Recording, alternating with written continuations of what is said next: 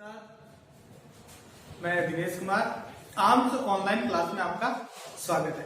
आज हम कक्षा 11 के लिए हमारा जो टॉपिक रहेगा वो रहेगा ज्वालामुखी। ठीक है, तो सबसे पहले देखते हैं कि ज्वालामुखी किसको कहते हैं। ज्वालामुखी है वो पृथ्वी के आंतरिक भाग में, पृथ्वी के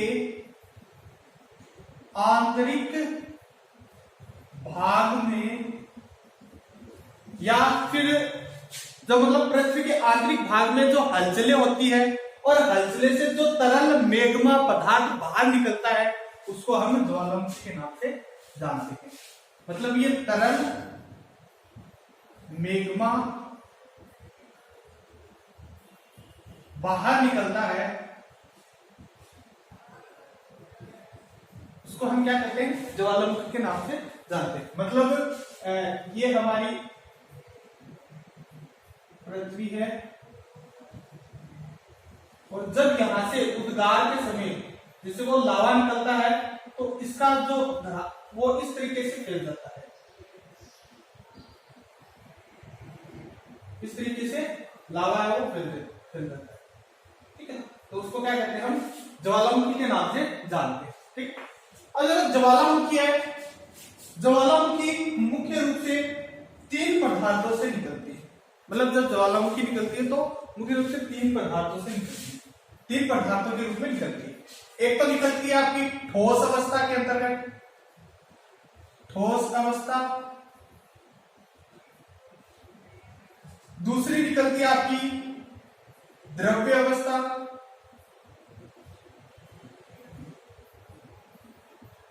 ठोस अवस्था, द्रव्य अवस्था और तीसरी निकलती है आपकी गैसीय अवस्था,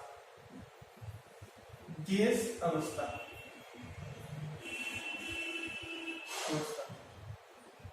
इस प्रकार से ज्वालामुखी उद्गार है वो 3 भागों, ज्वालामुखी उद्गार को 3 भागों के अंतर्गत वो बांटा गया है। ठीक है, तो सबसे पहले देखिए ठोस या अवस्था के अंतर्गत ज्वालामुखी वो किस प्रकार से वो सहायक है या मतलब ठोस के रूप में है वो निकलती है। तो देखो जैसे ठोस के रूप में जैसे बड़े बड़े टुकड़ों के रूप में निकलती है। देखो ठोस के रूप में देखो पहला है आपका पायरोक्लाइट,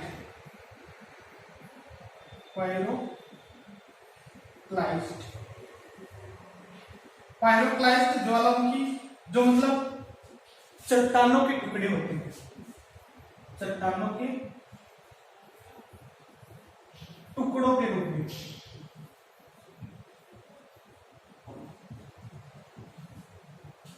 पायरोक्लाइट अवस्था मतलब ठोस अवस्था के अंदर पहला रहेगा हमारा पायरोक्लाइस्ट है वो ज्वालामुखी वो टुकड़ों के रूप में है वो निकलती है। दूसरा है ज्वालामुखी बम, ज्वालामुखी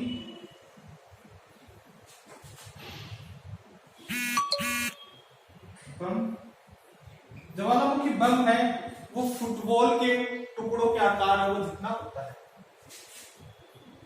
फुटबॉल के आकार के टुकड़े।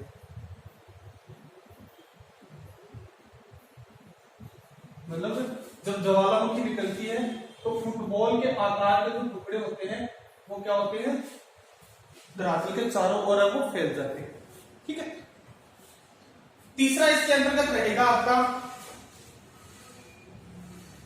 लेपिली। लेपिली क्या होते हैं कि जिससे मतलब अखरोट होते हैं उनके टुकड़ों के समान वो होते हैं, अखरोट के टुकड़ों के समान।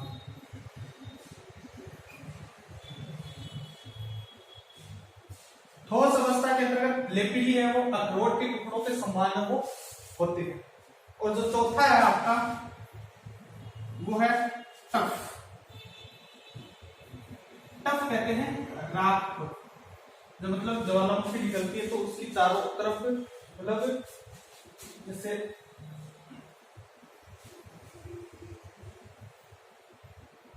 ज्वालामुखी है वो निकलती है।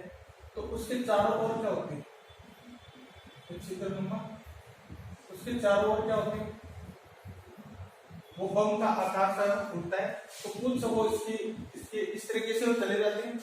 तो उसके अंतर्गत जो राख होती है वो क्या होती है, आपके वायुमंडल के अंतर्गत फैल जाती है, और वो राख धीरे धीरे वो नीचे की ओर आती है, और नीचे की ओर आते रहने से ये क्या होती है, जमीन पर वो जम जाती है। तो इसको कहते हैं हम टफ के नाम से जानते हैं। ठीक है, तो देखो ठोस अवस्था के रूप में मुख्य रूप से इसको 4 भागों के अंतर्गत बांटा गया है। पहला है पायरोक्लाइट्स, जो मतलब चट्टाने, ये सारे हैं वो चट्टानों के टुकड़े को रूप में ही माने जाते हैं, मतलब ठोस अवस्था के अंतर्गत। पायरोक्लाइट्स चट्टानों के टुकड़ों के रूप में, ज्वालामुखी बम मतलब ये फुटबॉल के आकार के जितने हुए वो होते हैं। लेपिली ये होते हैं अखरोट के आकार के टुकड़े। टफ होती है आपकी राख। दूसरा है आपका द्रव्य अवस्था के अंतर्गत, मतलब द्रव्य अवस्था के अंतर्गत वो ज्वालामुखी वो किस प्रकार से निकलती है। देखो ज्वालामुखी उद्गार का सबसे ज्यादा है वो जलवाष्प के रूप में निकलता है।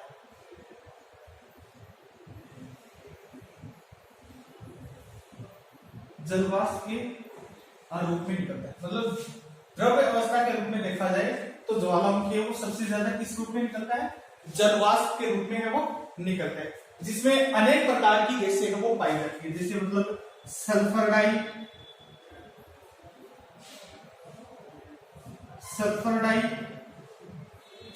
गैसें, कार्बन डाई गैसें,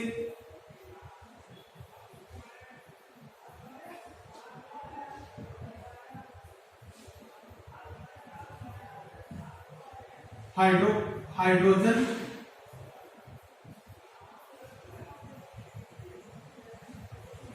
कार्बन डाई, सल्फर डाई गैस आदि कई तरीके की गैसें है वो इसके अंतर्गत द्रव्य अवस्था के अंतर्गत वो पाई जाती है। मतलब ये किस रूप में निकलते हैं, ये निकलते हैं आपकी जल वाष्प के रूप में, जिसमें अनेक प्रकार की गैसें है वो पाई जाती है।